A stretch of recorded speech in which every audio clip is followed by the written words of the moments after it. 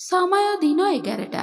Siren बजाई भुवनेश्वर एक hospital आगे हठात अटकिला एक आम्बुलांस। धड़पड़ा होई आम्बुलांस रु डेई पड़िले आम्बुलांस कर्मचारी। स्टेचर रे जड़े दुर्घटनाग्रस्त युवक को नहीं हस्पिटाल भीतर को दौड़ाक लगिले। सेमानकु देखि हस्पिटाल कर्मचारी भी तत्पर हो गले। सांगे सांगे नहीं हस्पिटाल रे ऑपरेशन थिएटर रूम भीतर को भर्ती करदेले। आउ जेतेबेले डाक्तर आसी से दुर्घटनाग्रस्त लोक को देखुछंती तांकर जेमिति मुंड घुरई देला, पाद थरिबाकु लागिला। भाबिले कि प्रभु ए कौन करदेल तमे? किए थिले से दुर्घटनाग्रस्त लोक जनक? से केउठिर वीआईपी नेता कि मंत्री नथिले कि अभिनेता भी नथिले। से जणे चिराफटा आउ महिला पोशाक पिंधा युवक थिले, किंतु डाक्तर बाबूंकर तांका प्रति काहे केते दरद थिला। चिकित्सा तो कले कले, किंतु ऑपरेशन रे खर्च होइतिबा 3 लाख टंका कौन पई तांको देले? जेतेबेले से युवक जनक पचारिले डाक्तर बाबू हाथ जोड़ी देले, टंकाटिए भी नेलेनी। हेले किए थिले से? जानिले आपणकर भी होश उड़ीजिब। एक हृदय विदारक घटना को नहीं आजिर कहानी, तेणु कहानी को स्किप न करी पूरा देखंतु। ऑपरेशन थिएटर रे डाक्तर से युवक को एमिति अवस्था देखि कांदी पकेले आउ हाथ जोड़ी भगवान को प्रार्थना करबा को लागिले कि प्रभु आजिर ऑपरेशन सफल कर दियो। नहेले किछि समय पर सब डाक्तर एकाठी होई गले। ऑपरेशन आरंभ होई गला। दीर्घ 4 घंटा ऑपरेशन चलिला। अटेंडिंग ठू आरंभ करी डाक्तर पर्यंत समस्त झाड़नाଳ होई जाइथिले, कारण से युवक मुंडरे एमिति आघात लागिथिला जे जेमिति मुंड छतु होई जाइथिला। 4 घंटा पर ऑपरेशन सरीगला, हेले विपद एबे भी टळी नथिला। तेणु डाक्तर माने भी अनुमान लगै पार नथिले कि कौन हेबो बोली। समस्त भगवान को ऊपर छाड़ी देइथिले। ऑपरेशन सरीला आउ डाक्तरखानार मुख्य डाक्तर तथा से डाक्तरखानार मालिक कहिदेले जे ए लोकर जत्न नेबारे जेमिति केही भी उणा न करंती, तेणु जेमिति किछि भी कष्ट न हेबो सेथिपई समस्त तत्पर रहिबे। आउ तांकर चिकित्सार सबु बंदोबस्त एबेठु करि दियो। आउ जेतेबेले से भल होई जिबे तांकर ठारु केही भी टंकाटिए मागिबेनी। जेमिति ऑपरेशन सरीबा परे आईसीयू को आसिले से युवक। आउ 5 दिन पर तांको कैबिन को शिफ्ट करागला। जणे नर्स को ताक पाखरे 24 घंटा ड्यूटी लगे दियागला। एमिति एमिति 16 दिन बीतीगला। आउ से युवक सुस्थ हो जाइथिले। 17 दिन पर तांको डिस्चार्ज करिबार समय आसिला। तांको बिल डाक्तरंक टेबुल को आसिला। डाक्तर अकाउंटेंट मैनेजर को डाकिकी कहिले कि ए युवक ठारु टंकाटिए भी नियनी। हेले अकाउंटेंट मैनेजर कहिले कि सार पूरा 3 लाख टंका बिल होइछि, जदि छाड़ी देबी ताहले केमिति हेबो? हॉस्पिटल केमिति चलिबो? सेठु मालिक कहिले कि 10 लाख टंका होइथिले भी टंकाटिए भी नेब नहीं। एमिति कर, तमे से युवक को साथरे नहीं मो ऑफिस को आस। व्हील चेयर रे से युवक को नहीं निजे अकाउंटेंट मैनेजर मालिकंक चैम्बर को आसिले। युवक को देखि डाक्तरखानार मालिक तथा हॉस्पिटल रो मुख्य डाक्तर पचारिले कि प्रवीण मते चिन्हि पारुछ? व्हील चेयर रे बसिथिबा प्रवीण टिके डाक्तर को निरीखै अनेइले। आउ टिके भाबिकी कहिले कि सार बोधे मु आपन को आगरु देखिछि। डाक्तर बाबू टिके हसीदेले आउ कहिले मने पका प्रवीण, तमर से साहाଯ୍ୟ मु सारा जीवन भी भूली परिबिनी। तम पाई मो परिवार मो सबुठु प्रिय मो सान झीर जीवन बंची जाइथिला। सेठो डाक्तर बाबू कहिबाकु लागिले 2 वर्ष तले मु किछि कामरे परिवार सहित फुलबाणी जाइथिली। फेरिबा बेलकु राति हो जाइथिला। सकाळ पाइले मो नुआ डाक्तरखानार उद्घाटन उत्सव थिला, तेणु जे कोनोसी मते मु भुवनेश्वर फेरिबाकु चाहुथिली। तेणु राति 12टा हेले भी मु कार चलै फेरुथिली। हेले घाटी रे कौन हैला के जानी कार ब्रेक काम कलानी। गाड़ी तलकु तलकु गड़ू थाए। समस्त भगवान को डाकु थांती। सेतेबेले एक बंका रास्ता आसिला। आउ गाड़ी मोड़ू मोड़ू रास्ता पार्श्वर एक गछ थिला। बाध्य होई मु से गछरे नहीं पिटी देली। जदि गछरे पिटी न थांती ताहले आम गाड़ी केतेबेले जे घाटी तलकु खसी पड़ी थांता। आउ सेथिरे बंचिबा पई मो गाड़ी को गछरे पिटी देली। मो पुओ झियंकर बेसी आघात लागिथिला। मो स्त्री सहित 2 पिला भी अचेत होई पड़िथिले। आउ मोर भी मुंड माड़ हो जाइथिला। ଷ୍ଟେରିଂ ଉପରେ ମୁହଁ ମାଡ଼ି ଅଧଘଣ୍ଟା ଯାଏ ପଡ଼ି ରହିଲି, ହେଲେ କିଏ ବି ଆସୁନଥିଲେ ସାହାଯ୍ୟ କରିବାକୁ।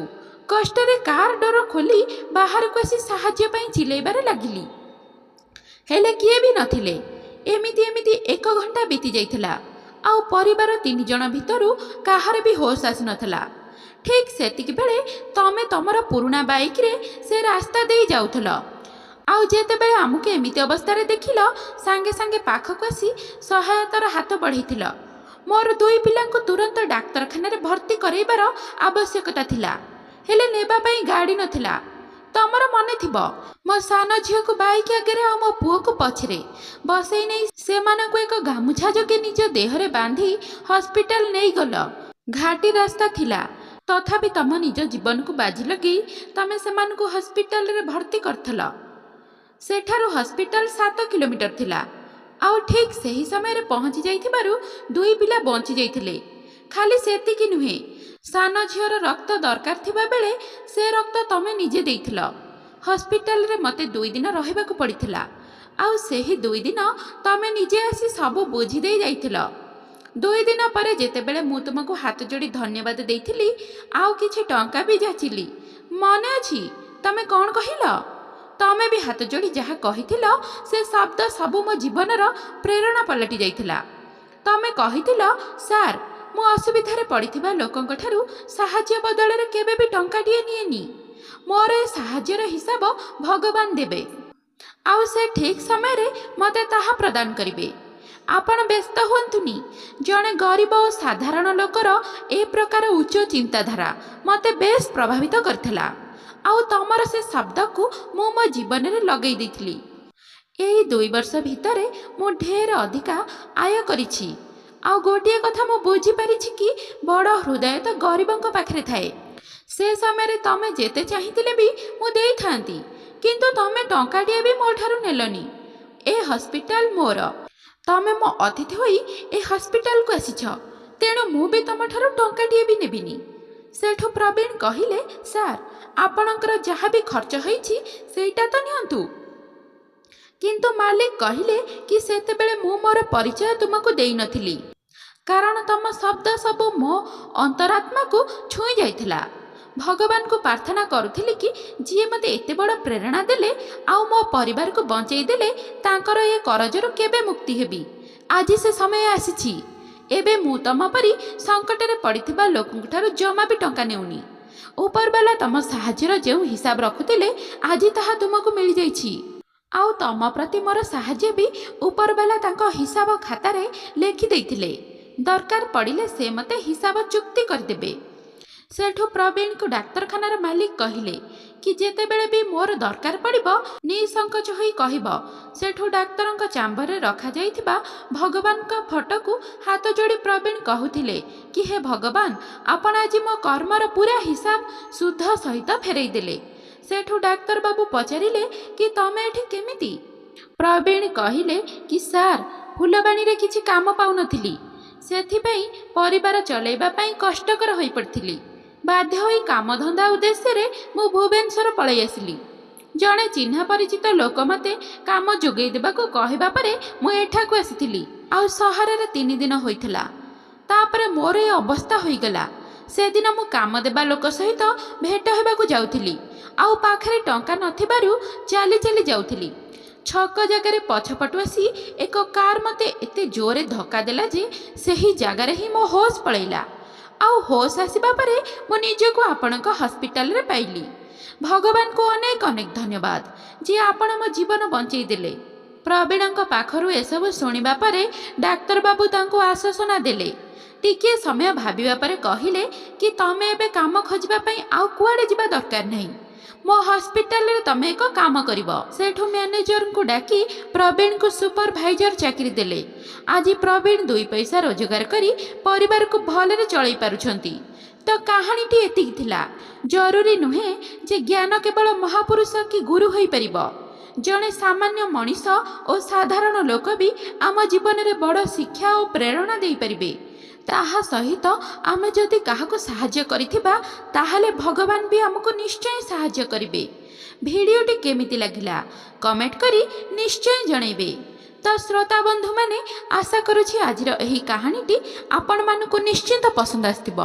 ଆଉ ପସନ୍ଦ ଆସିଥିଲେ ଭିଡ଼ିଓଟିକୁ ଲାଇକ୍, ସେୟାର ଆଉ ଚ୍ୟାନେଲକୁ ସବସ୍କ୍ରାଇବ୍ କରିବାକୁ ବିଲକୁଲ ବି ଭୁଲନ୍ତୁ ନାହିଁ। ତେବେ ଆଜି ପାଇଁ ରହୁଛି, ବାଏ। ପୁଣି ଦେଖା ହେବ ଆଉ ଏକ ସୁନ୍ଦର କାହାଣୀ ସହିତ ଆଉ ଏକ ନୂଆ ଭିଡ଼ିଓରେ। ଧନ୍ୟବାଦ।